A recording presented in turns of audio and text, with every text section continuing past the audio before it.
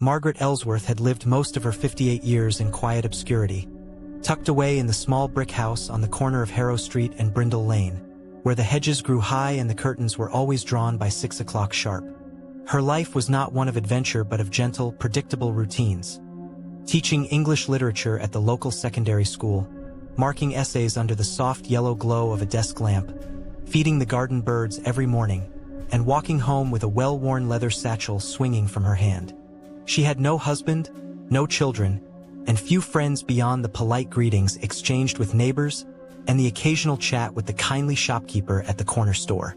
The morning the letter arrived began as all her mornings did, the kettle whistling, the steady tick of the mantel clock, the faint scent of damp earth drifting through a window she'd cracked open for air.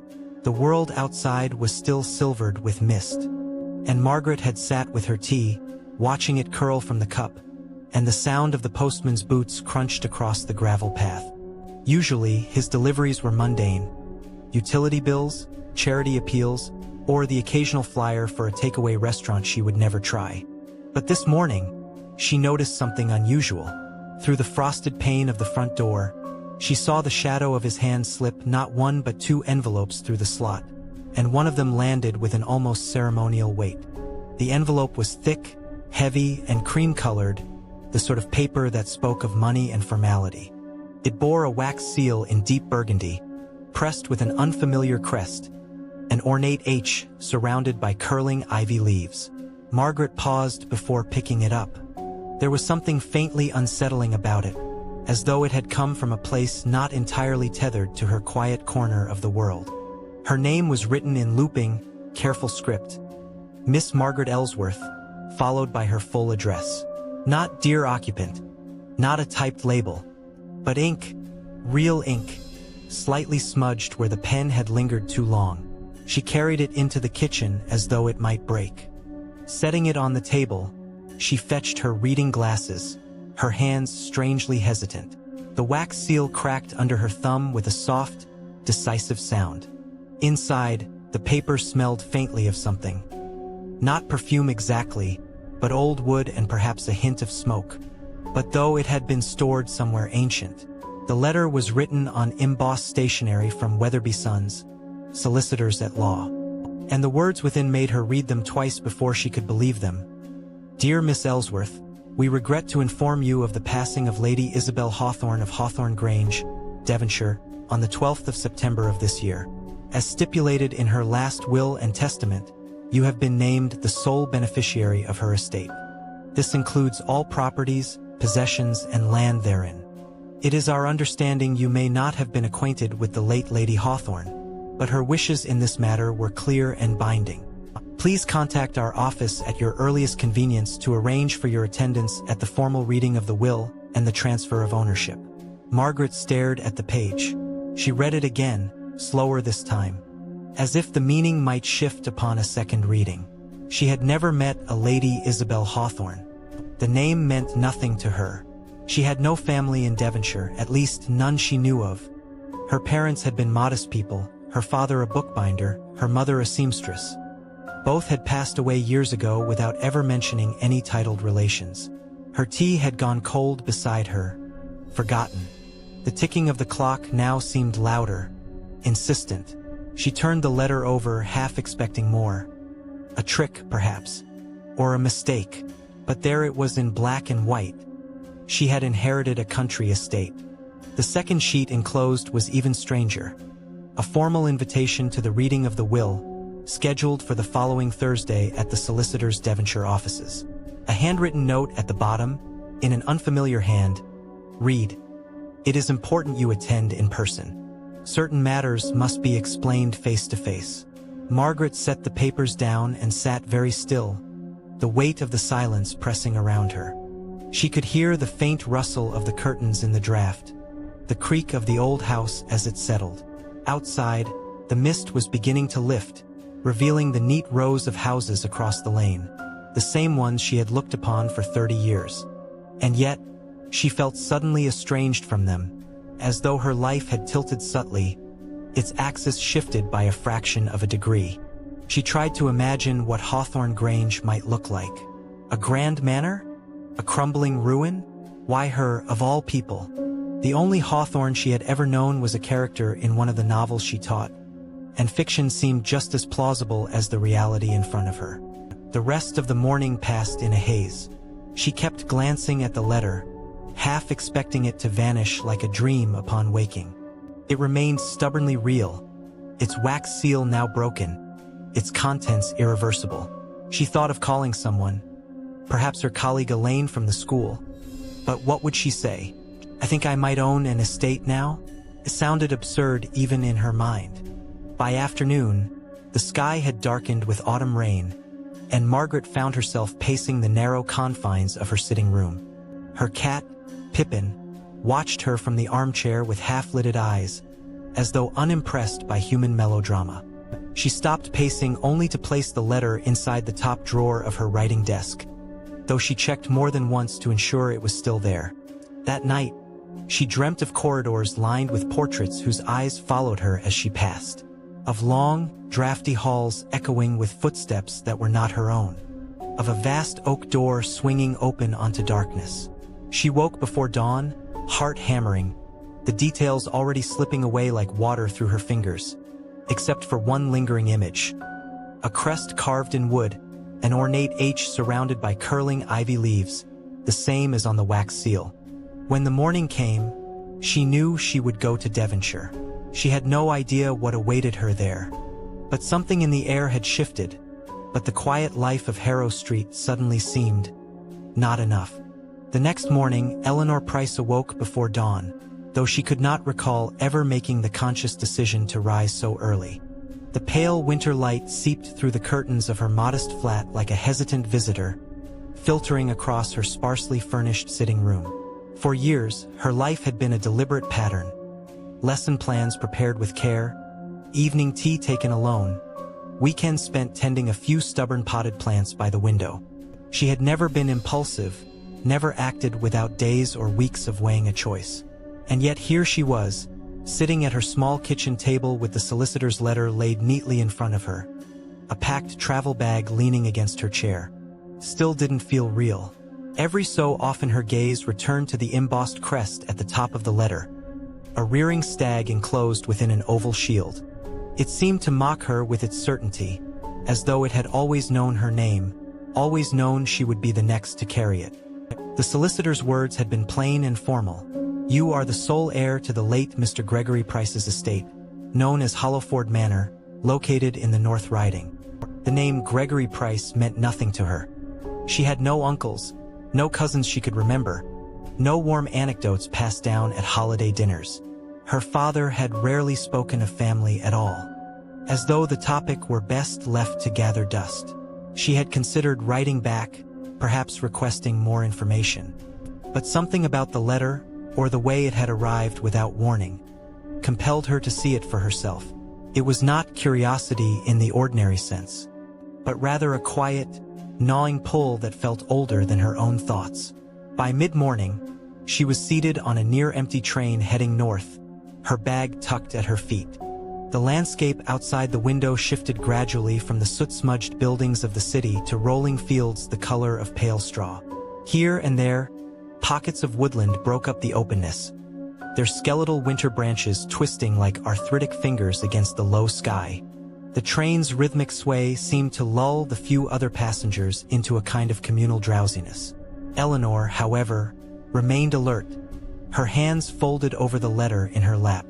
The conductor, a tall man with an expression as weathered as the countryside, paused when checking her ticket. Hollowford, eh? He remarked, glancing at the printed destination. Not many make for that stop these days. You visiting family? I suppose you could say that, Eleanor replied, though the words felt strange in her mouth. He gave a polite nod, but his gaze lingered a fraction too long before moving on. She tried to dismiss it, but it left an odd weight in her chest, as if the name Hollowford carried with it a private knowledge others preferred not to share. The train slowed into a small rural station an hour later, little more than a weathered platform and a brick building with a faded clock face. No one else disembarked. The air was sharper here, laced with the faint scent of peat and damp earth. She adjusted her scarf and looked around for a taxi, but found only an elderly driver leaning against a black cab, hands deep in his coat pockets. "Hollowford Manor?" he asked before she had even spoken. She blinked.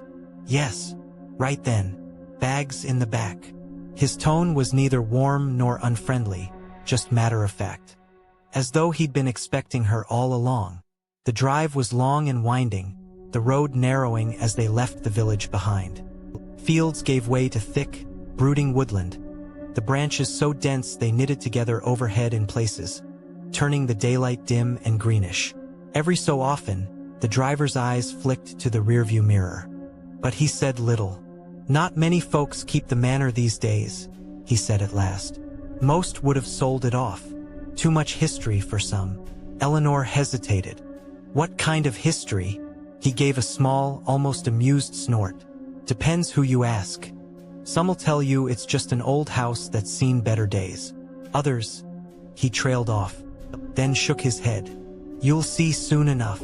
They broke free of the trees and the land opened into a wide, frost-streaked moor. At the far edge of it, rising from a low hill, stood Hollowford Manor. Even from a distance, it commanded the landscape. A sprawling, many-gabled house of dark stone, its windows glinting faintly in the wan sun. The roofline was jagged with chimneys, and a narrow tower at one corner seemed to lean slightly, and though bracing against the wind. The taxi rattled up the long gravel drive, past iron gates that hung slightly ajar. Eleanor had expected neglect, perhaps even ruin. But the house's presence was far from lifeless. The dark windows watched her approach with the stillness of something awake but waiting. The driver stopped before the front steps and cut the engine. "Here we are, Miss Price." She stepped out, her boots crunching on the gravel. The air was colder here, the wind carrying a low, constant whisper across the moor. She glanced back toward the cab, but the driver was already hauling her bag from the boot. "If you need a ride back to the station," he said, "best to ring ahead. Not many come out this way without reason." Eleanor nodded, though her focus was fixed on the looming doorway before her. She could feel, or thought she could feel, the faintest vibration beneath her feet, as though the house itself exhaled. The driver gave a brief nod and drove off, the sound of the engine fading quickly into the silence. Alone now, Eleanor turned to face the manor fully. The front door was tall and heavy, its oak panels carved with curling motifs that looked almost like vines, almost like veins. She reached for the iron knocker, cold against her skin, and let it fall once, twice. Somewhere deep within, the sound echoed, not as a dull thud against wood, but as though it had been carried along stone corridors and up unseen staircases. She waited, heart quickening, unsure whether she hoped someone would answer or feared it. The morning of her departure dawned shrouded in a mist so thick it clung to every roof tile, chimney, and tree branch like a living thing. Margaret awoke before her alarm, as if the weight of the coming journey had tugged her from sleep. For years, her mornings had followed the same pattern. Kettle on, curtains half drawn, the muffled sounds of her quiet street filtering in. But today, her kitchen felt like a stranger's room, every familiar object seeming faintly distant, as though she were already halfway gone. The teacup warmed her hands, but not her heart. Her eyes kept straying to the battered leather suitcase leaning by the door, a silent reminder that she would not be returning that evening. Outside, the air was damp and cool, the fog turning the world into a palette of muted grays. The cab she had arranged idled at the curb, its headlights two pale orbs in the murk. As she stepped out, locking her door with slow deliberation, she noticed the faint scent of wet earth rising from the ground, mingled with the sharp tang of coal smoke from somewhere down the street. She hesitated a moment, taking in the quiet row of houses, each identical in brick and structure, yet each sheltering lives as different as the people who owned them. She had lived here for over 20 years, and in all that time had never been away for more than a week. Now, she was heading toward a place she had never seen, owned by someone whose name she barely recognized. The driver, a man with deep-lined features and an accent she couldn't quite place, loaded her suitcase into the trunk. He was polite but brisk, asking no questions, as though he sensed this was not a day for casual conversation. They set off, the cab tires hissing softly over damp roads. Through the window, the town slipped past in slow procession.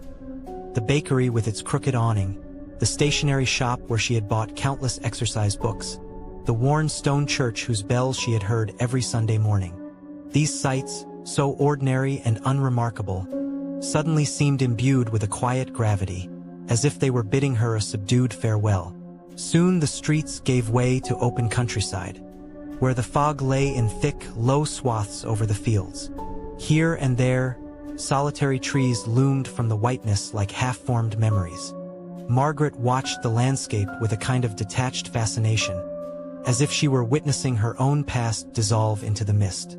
She had always been a creature of routine, her life measured in school terms, lesson plans, and the rhythmic turning of seasons. This journey felt like an intrusion into that carefully ordered existence.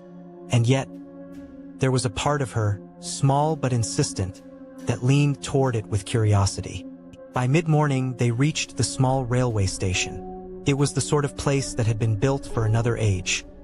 Its red brick walls darkened by decades of soot, its benches worn smooth by countless passengers. The platform smelled faintly of damp wood and oil, and in the distance she could hear the low rumble of an approaching train. The driver handed her the suitcase, tipped his hat, and was gone before she could manage a proper goodbye. The train, when it arrived, was an older model with compartments instead of open seating. She found herself alone in one, her suitcase tucked neatly in the rack above. As the whistle sounded and the carriage jolted forward, she felt a small thrill of unease and anticipation. The countryside rolled by in slow motion. Hedgerows still beaded with morning moisture, cottages crouched low behind stone walls, fields that stretched into the mist until they were swallowed completely. Margaret tried reading, but the words refused to settle in her mind. Instead, her thoughts drifted toward the estate. The solicitor's letter had been frustratingly brief, containing only the name of the property, Hallowford Grange, and the fact that it was hers. No description, no photographs, no explanation as to why a relative she had never met would leave her such a place. Even the name itself felt enigmatic, carrying with it a sense of weight and age. She wondered if it would be as grand as the name suggested or if time had stripped it bare. Hours passed, the light outside shifting from dull gray to the muted gold of a reluctant afternoon sun.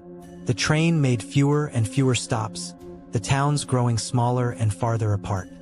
Eventually, it slowed before a modest station nestled between two steep hills. The air that met her when she stepped down from the carriage was sharper here, scented faintly with pine and something wilder, perhaps the nearby river she could hear rushing beyond the trees. A small, weathered coach waited at the edge of the platform, its driver a wiry man in a flat cap who gave her a quick nod. "Miss Whitlow?" he asked, pronouncing her name as though testing it. When she confirmed, he took her suitcase and gestured for her to climb aboard. The interior smelled faintly of leather and tobacco, and as they set off, the last traces of the town fell away behind them. The road narrowed into a winding lane that cut through deep woodland. Branches arched overhead, their leaves whispering in the wind, filtering the sunlight into shifting patterns across the road. The driver spoke little, though once he remarked, almost to himself, that Hallowford doesn't get many visitors. Margaret wasn't sure whether to ask him more or let the silence speak for itself.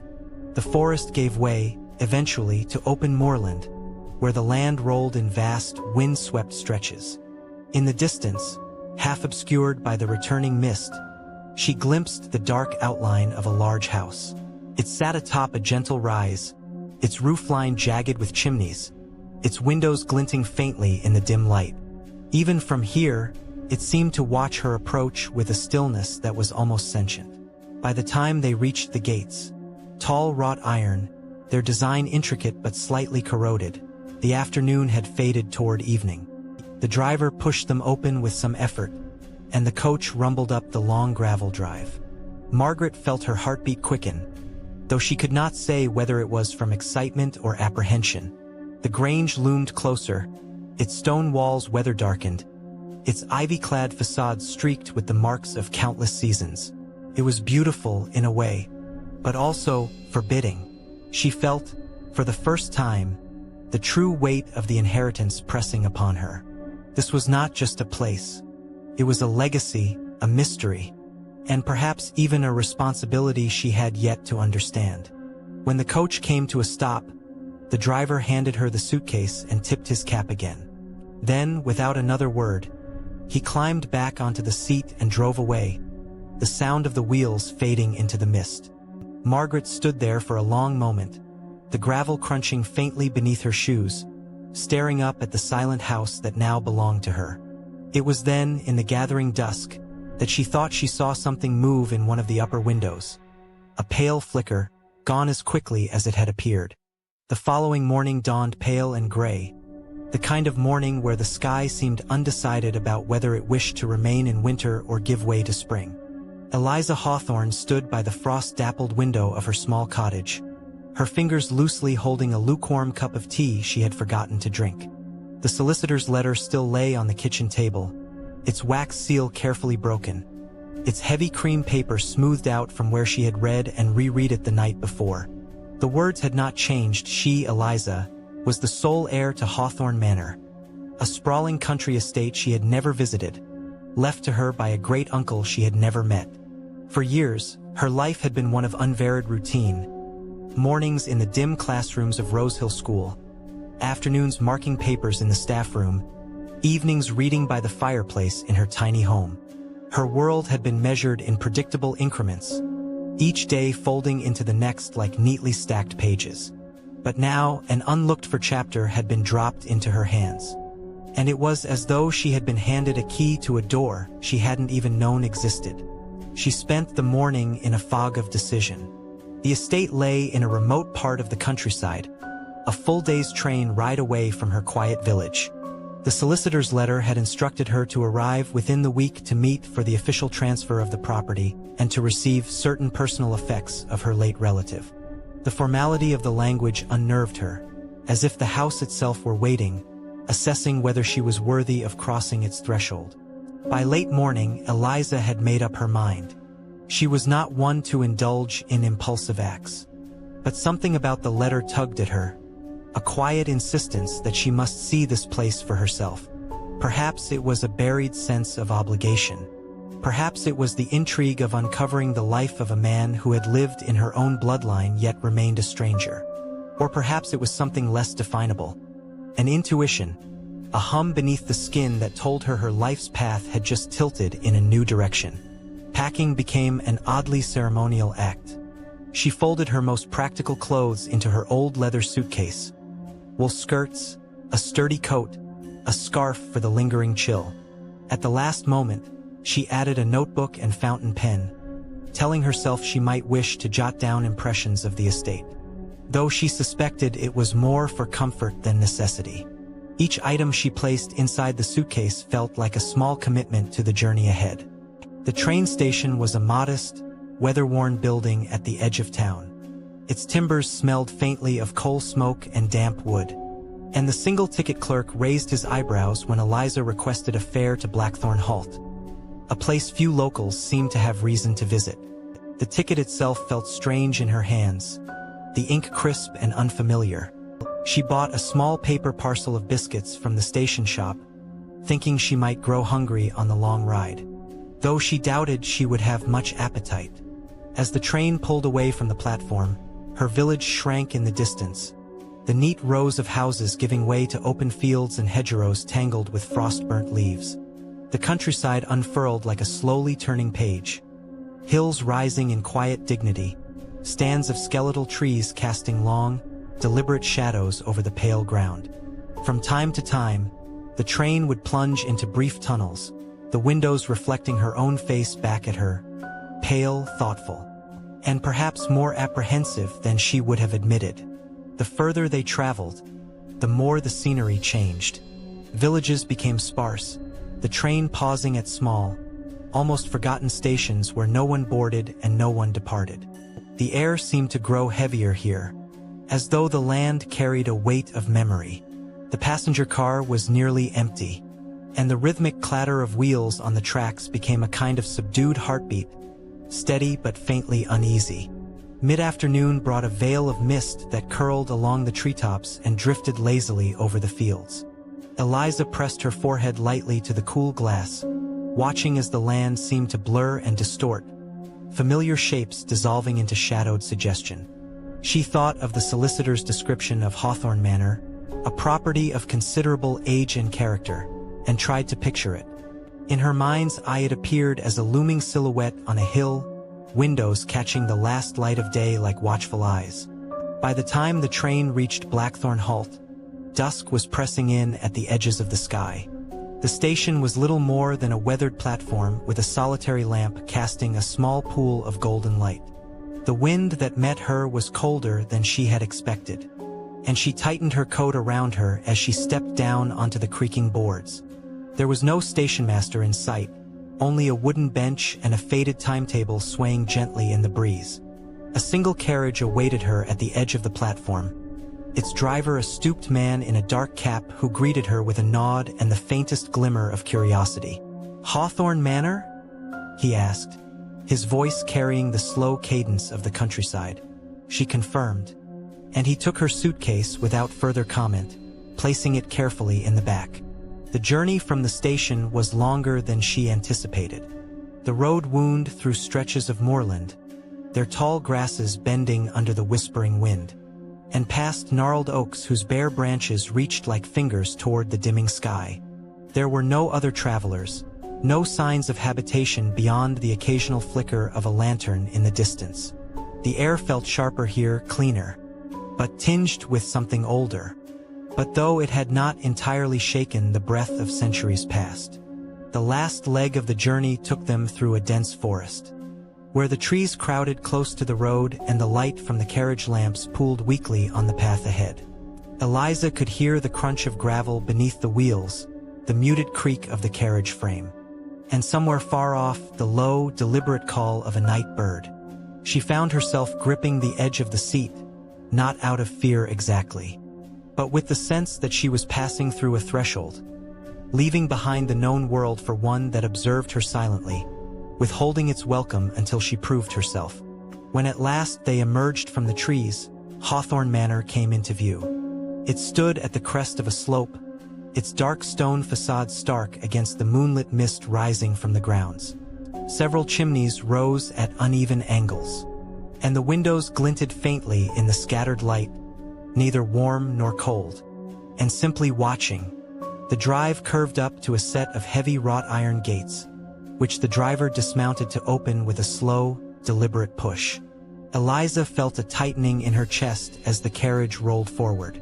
The house loomed larger with each turn of the wheels, its age written in every weather-worn stone and ivy-choked wall. There was beauty here, but not of the comforting kind. It was the beauty of something enduring, not softened by time, but made sharper by it. As the carriage came to a halt before the grand front steps, Eliza realized she had been holding her breath. She released it slowly, her gaze fixed on the great oak doors that awaited her. Somewhere inside, the solicitor would be waiting. Somewhere inside, the answers to questions she had never thought to ask were waiting as well. And somewhere inside, she sensed the house itself was waiting for her. And perhaps for something she did not yet understand. It began subtly, like the first tremors of an earthquake that no one pays attention to until it's too late. By now, the mirror had been in Eleanor's possession for just under a week. And the initial unease she'd felt, those faint, unplaceable chills, had started to blend into her daily life. It became something she didn't consciously acknowledge but couldn't quite forget either. Still, the disturbances were too precise, too deliberate, for her to dismiss forever. The first sign came one quiet morning. Eleanor awoke earlier than usual, the sky still a dull, pre-dawn gray. She padded into the kitchen for a cup of tea, moving slowly, not yet fully awake. But as she passed the hallway where the mirror stood, she paused mid-step. The reflection was wrong. In it, the hall behind her wasn't bathed in the dim blue shadows of morning. It was bright. The light spilling into the mirrored hallway was golden and warm. as though it were already afternoon. She turned around instantly, glancing behind her. The real hallway remained exactly as it should. Quiet, muted, colorless in the early hour. She looked back at the mirror. Bright light. A faint shift of movement in that impossible version of the hallway. And then, just as quickly, it was gone. The reflection returned to normal. Later that day, she told herself it must have been her imagination. A trick of her sleepy eyes adjusting to light. But the unease stayed, and the mirror seemed to notice. That night, Eleanor had the first auditory disturbance. She was sitting at her desk working late, when she heard the faint sound of glass tapping, like someone's fingernail drumming lightly against a window. She froze, her eyes moving to the darkened hallway where the mirror stood. Tap, tap, tap. The sound was rhythmic, deliberate, and coming from the direction of the mirror. She rose slowly, feeling every hair on her arms rise, and stepped into the hallway. The mirror reflected her perfectly, but in its surface, there was a shadow behind her shoulder, tall, thin, standing far too still. She spun around. No one was there. When she looked back, the shadow was gone. And so was the tapping. From then on, the disturbances multiplied. Objects in the reflection wouldn't match their real positions. Once, Eleanor noticed her hallway rug was crooked in the mirror, folded over on one corner, though it lay flat beneath her feet. Another time, the coat hanging by the door was missing entirely in the reflection. The most unnerving change, however, came on the fourth night. Eleanor had gone to bed early but woke to the sound of quiet, almost conversational whispers. They were too muffled to make out the words, but they seemed to seep into her ears, threading their way into her thoughts. She sat up, heart pounding, and realized they were coming from the hallway. Moving toward the sound, she saw the mirror shimmering faintly in the dark, as though lit from within. She stood before it, trying to make sense of the whispers. But the harder she listened, the softer they became, until they vanished entirely. By the end of the week, she knew something was deeply wrong. The mirror no longer felt like an object in her home. It felt like a presence. Something aware. Something waiting. And Eleanor had the growing, unshakable sense that it wasn't just waiting for her to notice it. It was waiting for her to come closer. For days after the second disappearance of the reflection, Eleanor avoided the mirror entirely. She kept her gaze lowered whenever she passed it, sometimes draping an old bedsheet over its frame so that its dark, glassy surface would not tempt her eyes. Yet she could not stop thinking about it. In her dreams, she saw it waiting, not in her bedroom where it truly stood, but in strange, impossible places. Once, she dreamt of walking through a foggy field only to find the mirror standing alone in the mist, its frame glistening with dew, its glass not reflecting the gray sky behind her, but instead showing the warm glow of her bedroom lamp. Another time, she dreamt of sitting in her childhood kitchen, her hands wrapped around a mug of tea, when the mirror materialized in the corner, reflecting a version of her who stood there motionless, lips moving silently as though trying to speak. Every time she woke from these dreams, she was trembling. On the fourth night after the last incident, she could no longer resist. The mirror called to her, not with words, but with a slow, steady pull, a pressure at the back of her mind. But though her own thoughts were steering her feet toward it, the room was dim, lit only by the faint glow from the street lamp outside, and the air was thick with the weight of approaching rain. She peeled away the bedsheet with slow, hesitant fingers, feeling static prickle over her skin as she did. The mirror's glass was darker than it should have been, almost as if it were absorbing what little light the room had. When she finally looked, the reflection that stared back was her own, but not quite. The woman in the glass stood a little straighter, her expression calmer, her eyes just a fraction wider and more intent than Eleanor's. For several moments, they simply stared at each other, breathing in unison. Then, as if some invisible signal had been given, the reflection slowly raised its hand and pressed its palm to the glass. Eleanor, almost without thinking, mirrored the gesture. The glass felt cold, far colder than the air in the room, and yet there was an unsettling give to it, like the faint softness of ice just before it melts. A ripple ran across the surface, distorting both of their faces for the briefest second. Then came the voice, but it wasn't sound in the air. It was inside her head, delicate and deliberate, like someone whispering directly into her mind. "We don't have to be enemies." Eleanor's breath caught in her throat. Her first instinct was to pull back, but something in the tone, low, even almost kind, kept her rooted. The reflection continued, its lips moving in perfect sync with the voice in her head. "You're afraid of me because you don't understand. But I can protect you. There are things in your world, in my world, that watch you when you sleep. I can keep them away. All I need is a little time." Eleanor's mind swirled with questions, but the mirror was already answering them without her having to speak. Images flashed in her head, fleeting glimpses of twisted, faceless shapes lurking in doorways, shadowed figures moving behind her as she slept, the sensation of breath on her neck when she was alone. She saw herself surrounded by them, only for her reflection to step between her and those things, holding up a hand, forcing them back into the dark. It was too much. She staggered away from the mirror, breaking contact. The voice softened but did not disappear. "We can help each other. You just have to trust me. Let me stay when you're awake. Let me move." That final sentence lodged itself deep in Eleanor's chest.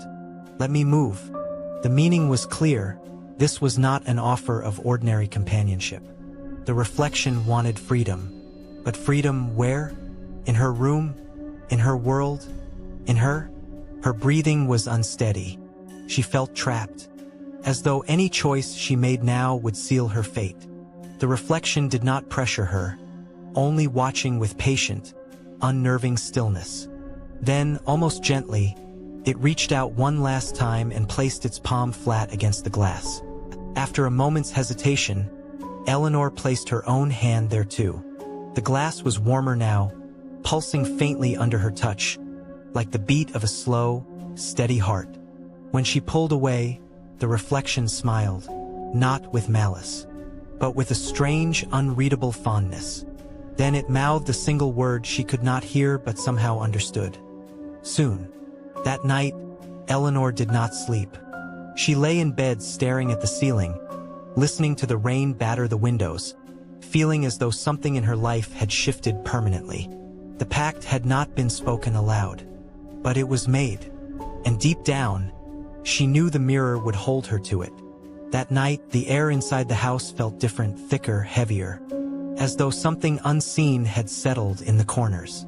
The wooden floor seemed to groan more often, and the shadows cast by the flickering lamplight appeared longer, reaching almost unnaturally across the walls. The house, once familiar, began to feel like an unfamiliar shell, alive but unwilling to reveal what was breathing inside it. The sound came first as a faint, almost unnoticeable murmur. Could have been mistaken for the wind slipping through cracks in the walls, or for the distant rustle of leaves outside. But soon the tone shifted. It wasn't the random pitch of nature. It was rhythmic, deliberate, almost as if something was forming words. The whispers seemed to weave themselves between the floorboards, rising just enough to tickle the edge of hearing before fading again, leaving behind an eerie question. Had they really been there at all? One might think that whispers in the dark would come from the walls or from the ceiling above. But these came from directly below, beneath the very floor itself. Every step seemed to awaken them, a faint hiss trailing behind the listener's feet like smoke curling through unseen cracks. No matter where one stood in the house, the whispers followed, adjusting their distance to always remain just out of reach. At first, they were easy to dismiss. The human mind is good at telling itself comforting lies. Old wood creaks, foundations settle, vermin scurry. But as the hours passed, those explanations began to crumble. The whispers grew clearer, sharper, with breaths between syllables as though a mouth was close to the boards. The cadence became unmistakable, a voice, or many voices speaking in unison, their words too quick and distorted to understand. In the silence between whispers, the house seemed to listen. The stillness that followed was worse than the sounds themselves. It was as if the whispers had paused not because they were gone, but because they knew they were being noticed. The walls seemed to hold their breath. When the clock struck 3, the whispers changed. They were no longer fleeting. They lingered, refusing to fade completely. The tone lowered, carrying an almost conspiratorial intimacy, as though they were trying to coax the listener closer, urging them to press an ear against the floorboards. And if one dared to do so, the wood felt strangely warm, pulsing faintly with a slow, steady rhythm, like a heartbeat.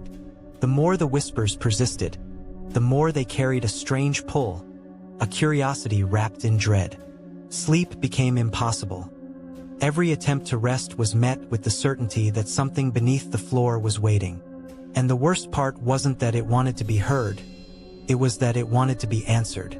The night had settled deep into an oppressive quiet, the kind that presses down on the walls and seems to thicken the air. The house was still, too still. Every room bathed in the dull glow of moonlight bleeding through half-drawn curtains. The only sound was the faint ticking of an old grandfather clock downstairs, its pendulum swinging like a slow, patient heartbeat. And then, breaking that perfect silence, came the sound. Faint, deliberate, and utterly wrong. It began as a single step. Not the sharp creak of old wood protesting underfoot, but a muted thump. But if the sound had traveled through layers of air and walls before reaching human ears.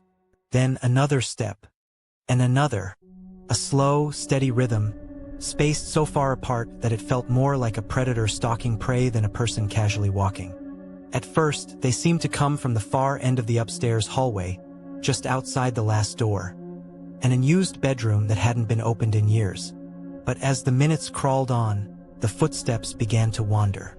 Sometimes they would drift toward the stairwell, growing fainter, as though descending into the depths of the house. Other times, they came closer, stopping just outside a bedroom door for long, breathless seconds before resuming their slow, dragging pace. The strangest part wasn't just that no one was there. It was that the footsteps didn't match the layout of the house at all. They would seem to pass through walls, moving from one end of the corridor to the other without ever crossing the middle. Sometimes they came from directly above, even though the attic was nothing but dust and rafters. It was as if the house had a second set of invisible hallways layered over the real ones. And something was walking through them, brushing against the edges of reality.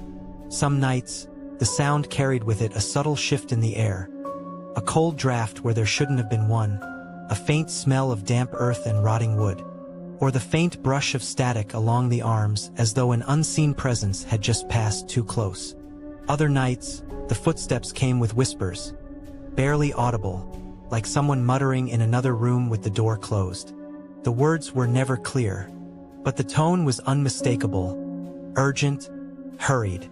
But though whoever or whatever it was didn't want to be overheard.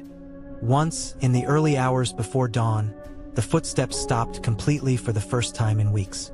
The stillness was almost a relief, until the creak of a door hinge echoed down the hallway. Slowly, painfully, the sound of an unused door opening in the dark. And then silence again. Nothing moved for the rest of the night. But in the morning, one of the long-locked bedroom doors was standing wide open. Inside, the dust on the floor was marked with faint impressions. Not boot prints, not bare feet, but something in between. But if claws had only barely grazed the surface. And so the pattern continued, night after night, with no end in sight. The footsteps always returned. They always wandered. And they always seemed to know exactly where the listener was, even when the listener thought they were hiding. As the investigation into the disturbing events deepened, the air inside the small, dimly lit station seemed to thicken. What had begun as a curious case of missing people and strange noises was now transforming into something far more sinister. Detectives, journalists, and even independent paranormal researchers swarmed the area, each with their own theories, tools, and determination to uncover the truth. Files and photographs littered the desks, some showing the cracked floorboards of the abandoned house, others revealing blurred, inexplicable shapes caught on security cameras. These images were grainy, yet there was something unsettling about them. Shadowy forms standing where no one should be, outlines of figures bending at unnatural angles. Witness interviews became longer, more intense, and at times more disturbing. One elderly man swore that, on a moonless night, he saw what looked like a pale hand sliding up from beneath the ground in front of the house, fingers twitching before vanishing into the dirt. Another claimed that muffled conversations in an unknown language would drift out from beneath the floorboards, only to stop abruptly whenever anyone stepped closer. The investigators began mapping these sightings, marking them with pins and red strings on a large corkboard. The resulting web of connections hinted at patterns, strange timings, repeated locations, and a sequence that almost seemed like movement. By now, fear had begun seeping into the locals' everyday lives. Shops closed earlier, streets emptied by dusk, and children were sternly warned never to go near that cursed place. Even the police officers who patrolled the area at night admitted to hearing low, rhythmic thuds coming from the house. And though something or someone was pacing just beneath the floors, a few officers refused to return after their first encounter, muttering that they felt as though unseen eyes followed them everywhere. The most chilling discovery came when a forensic team examined soil samples taken from beneath the floorboards. They expected to find dust, wood rot, maybe even animal remains. Instead, they uncovered human bone fragments, old and brittle, buried deep in the foundation. The unsettling part wasn't just their presence. It was the fact that these remains didn't belong to any of the recent missing persons. They were far older, dating back at least a century. This revelation suggested something horrifying. Whatever lurked beneath the house had been there for far longer than anyone imagined, quietly biding its time, its presence passed down like a curse from generation to generation. Every missing person, every unexplained sound, every shadowy glimpse was now being seen in a different light. The case was no longer about a few strange disappearances. It had become a hunt for something ancient, patient, and possibly unstoppable. And as the investigators pushed deeper, they couldn't shake the feeling that the very act of digging into the truth was exactly what the thing beneath the floorboards wanted. The weeks following the bizarre events of the bridge incident were anything but ordinary. While the town had settled into an uneasy calm, Alex found himself increasingly aware of a pattern, small, seemingly insignificant objects appearing in his possession without explanation. At first, it was a brass key left on his doorstep, its teeth worn and irregular, as though it had been used for decades.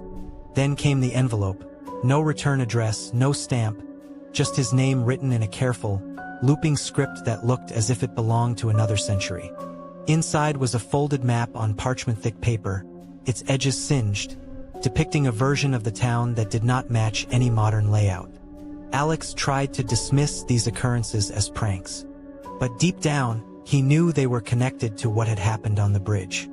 The night he almost drowned, there had been a whisper, more felt than heard, promising that the real story had yet to begin. Now each gift seemed to tug him forward, toward some invisible path only he could walk. His friends noticed his growing distraction. Clara, ever the skeptic, accused him of obsessing over nothing. Ben, on the other hand, seemed quietly concerned, asking whether Alex had been sleeping at all lately. He hadn't. The dreams wouldn't let him. Each night, Alex would see the same figure, a tall silhouette in a tattered coat, standing at the edge of a foggy pier. In its hand, it held something that glinted faintly in the moonlight.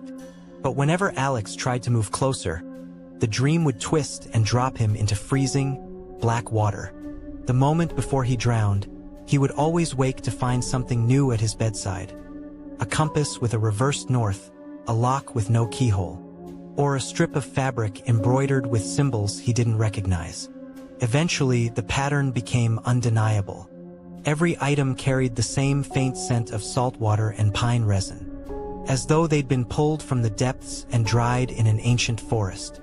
Alex began laying them out in his room, trying to arrange them into some kind of order. That's when he noticed the strangest detail of all: each object aligned perfectly with markings on the mysterious map. The compass corresponded to a spot labeled Hollow's Bend. The brass key matched a sketch of an iron gate on the map's outskirts. The fabric aligned with a winding road marked only by an X. One evening, while studying the map, Alex caught movement at the corner of his vision. A figure stood in the darkened street outside, not moving, just watching. Its outline matched the silhouette from his dreams. Heart racing, Alex rushed to the window. But by the time he reached it, the figure had vanished, leaving only a faint ripple in the puddle below, as if someone had stepped into water that wasn't there. The gifts kept coming, each one stranger than the last. A locket that wouldn't open. A shard of obsidian with an engraving so small he had to use a magnifying glass to see it. A series of circles and lines that looked eerily like constellations. And then came the most unsettling gift of all. A photograph. It was old, faded, and torn at the edges, showing a group of people standing in front of a house Alex didn't recognize. But in the very center of the photograph stood a man who looked exactly like him. Not similar, identical. Same eyes, same crooked half-smile, even the same scar on his chin. The only difference was his clothing, which appeared to be from the late 1800s. Alex stared at the photo for hours, feeling as though the floor beneath him had tilted.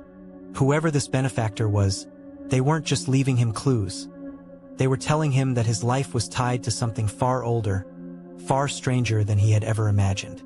And for the first time since the bridge incident, Alex wasn't just afraid, he was curious. That night, he made a decision. He would follow the map.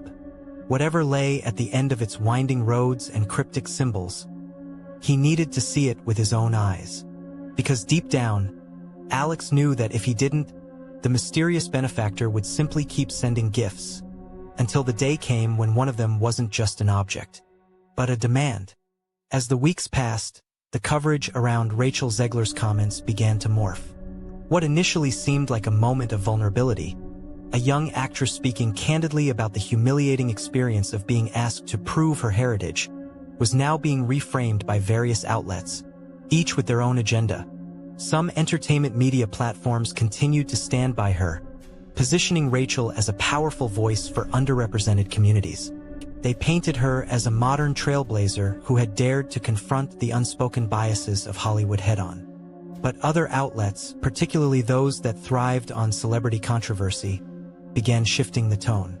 They focused less on the injustice she described and more on the way she delivered her message, dissecting her tone, choice of words, and even her facial expressions during interviews.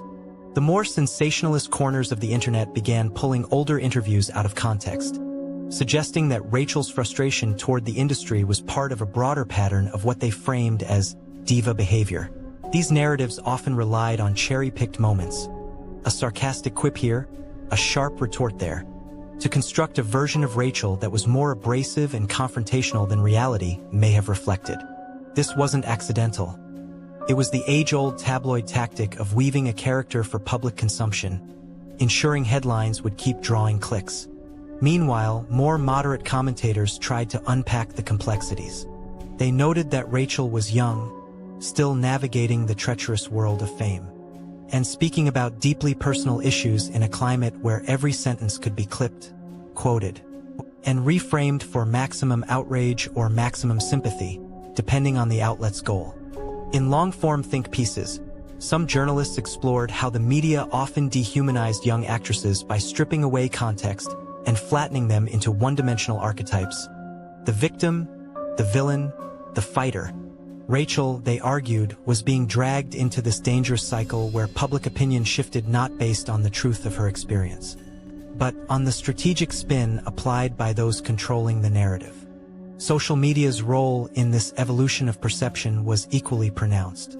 On X, formerly Twitter, threads dissecting Rachel's statement gathered thousands of likes and reposts, with some users compiling receipts to prove she had a history of problematic remarks, while others countered with clips of her kindness toward fans, charity work, and heartfelt moments in interviews.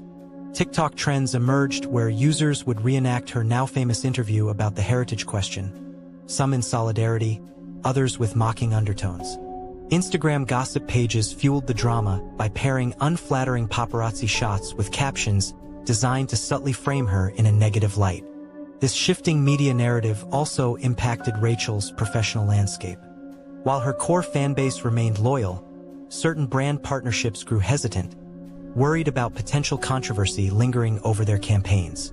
Studios quietly monitored the chatter, calculating whether casting her in certain roles would mean inviting a wave of online debates that could overshadow the film itself. In contrast, some filmmakers saw her outspokenness as an asset, interpreting her willingness to speak the truth as a sign of authenticity and courage that could make her an even more compelling choice for leading roles. In the midst of it all, Rachel found herself in a precarious position. If she spoke again, she risked being accused of doubling down or playing the victim. If she remained silent, she might be painted as retreating or acknowledging guilt. Either way, the media machinery would spin it. This was the reality of modern celebrity, a high-stakes game where control of one's own narrative was nearly impossible once the press had seized it. And as Rachel's story evolved from a heartfelt confession to a cultural talking point, it became clear that the battle she was facing was no longer just about heritage or a single audition. It was about who would get to define Rachel Zegler in the eyes of the world, Rachel herself, or the media forces that thrived on reshaping reality. The corridor stretched endlessly, its walls curving in ways that defied geometry. Every few steps, another door appeared, some small enough for a child, others towering to the ceiling like gateways to another realm. Each one was painted in colors that seemed to shift when viewed from different angles. And each door whispered softly in a voice that was both familiar and alien. And if it knew the listener's deepest regrets. The whispers were unintelligible at first, like overlapping murmurs in a crowded room. But when one stood still, they would suddenly form sentences that cut to the heart of one's most vulnerable memories. The protagonist moved cautiously, resisting the pull of those voices. A pale green door murmured their childhood nickname, the one only their late mother used. A rust-red one hissed a secret they had never told a living soul. And yet, the most dangerous were the ones that said nothing at all, their silence pressing like a weight, making the listener want to open them just to end the unbearable quiet. Some doors were warm to the touch, pulsing like the skin over a heartbeat. Others were icy, rimed with frost that formed strange patterns resembling skeletal hands. The air in the hallway carried no clear scent, yet sometimes, when the whispers rose in unison, it smelled faintly of burning wood or rotting flowers. The floorboards beneath their feet creaked with uneven rhythms, as though the house itself was listening and reacting to each step. Occasionally, one door would open just a fraction on its own, releasing a cold draft or a flicker of light from somewhere far inside. Once they thought they saw a face peering back, not human, but something with too many eyes and a mouth that opened too wide, mouthing words they could not hear. It withdrew the moment they blinked. Navigating this maze was not about finding the right door, but avoiding the wrong one. The protagonist realized that opening even a single incorrect door could trap them in another loop, or worse, erase parts of their own memory. Yet the corridor seemed to rearrange itself behind them so that even retreat was impossible. And all the while, the voices grew more insistent, calling their name with increasing urgency, promising answers, absolution, or escape, but always at a cost they could not yet see.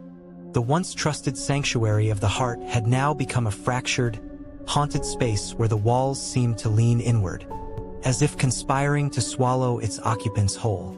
What had once been a place of comfort was now laced with the memory of whispered betrayals and unspoken fears.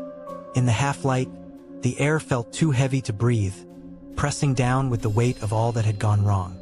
Every familiar object inside had turned strange. Pictures on the wall seemed to stare longer than they should. Furniture stood as silent witnesses to the moments that had shattered the peace.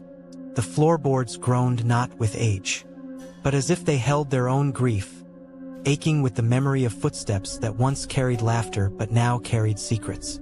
This sanctuary had been built on trust, but now cracks ran deep in its foundation, not the kind one could see, but the kind felt in the silence between two people who could no longer look at each other the same way.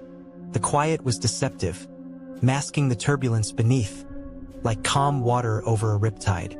It was the stillness before an inevitable storm, the kind where the air hums with tension and the smallest sound could be the breaking point. And somewhere in the shadows, unseen yet deeply felt, the sanctuary seemed to be watching, holding its breath, waiting for the moment when everything would finally collapse. The night deepened, and by now the oppressive stillness of the house had turned into something more sinister, an expectation. And if the walls themselves were holding their breath. In this hour, Elias could feel it most clearly. The mirror was no longer content with simply being a watcher. It wanted to be a speaker. From deep within the frame, a sound emerged, a soft, rhythmic pulse, in perfect time with his own heartbeat. The more he listened, the more it became words, threading through his mind like silk dipped in poison. "Let us in," it whispered, though the voice was not singular. It was many, layered, overlapping, murmuring secrets in languages Elias could not understand. His veins ached as if something inside him were pushing against them, trying to rewrite his blood. He clutched his arm, horrified to feel faint vibrations under his skin, as if the voice was crawling through him. Shadows in the corners of the room swayed in rhythm with the whispering, bending unnaturally. And Elias realized they were tethered to him now, feeding from his fear, drawing closer each time his pulse quickened. It was no longer just about looking into the mirror. The mirror had found its way inside. And if he listened too long, Elias feared he might not be the one speaking through his mouth anymore. By the time the clock strikes 3 in the morning, the house feels like a tomb. The whispering beneath the floorboards has grown faint, almost mournful, as if it knows its time is nearly over. You lie in bed, barely breathing, staring at the ceiling while a deep stillness swallows the room. The air is heavy with a strange scent, old wood, damp soil, and something metallic like rust or blood. Shadows creep along the walls, their movements slow and deliberate, no longer darting but gliding, as though they've found a rhythm that matches your heartbeat. You hear the boards below you flex, groaning under the weight of something that should not exist. Then, for the first time, the whisper becomes a voice, clear, low, and chilling, calling your name with a familiarity that makes your stomach twist. The voice is neither male nor female, neither young nor old. It sounds like the echo of everyone who has ever died in this place. The floor beneath your bed begins to bow inward, as if something is pushing up from the other side, creating a mound in the center of the room. You try to move, but your limbs are frozen, your breath caught in your throat. The voice speaks again, softer now, almost coaxing. "It's time." The mound splits open, revealing a black, yawning void where the wood should be. And a cold wind spirals upward, carrying with it the cries of unseen souls. As you are pulled toward the opening, your vision blurs, the walls twist, and the world collapses into a spiraling tunnel of shadow. Just before you're consumed entirely, you hear one last whisper, gentle, almost comforting. "You were always meant to be here," and then there is only darkness, and the sound of the floorboards sealing shut above you. And if you never existed at all.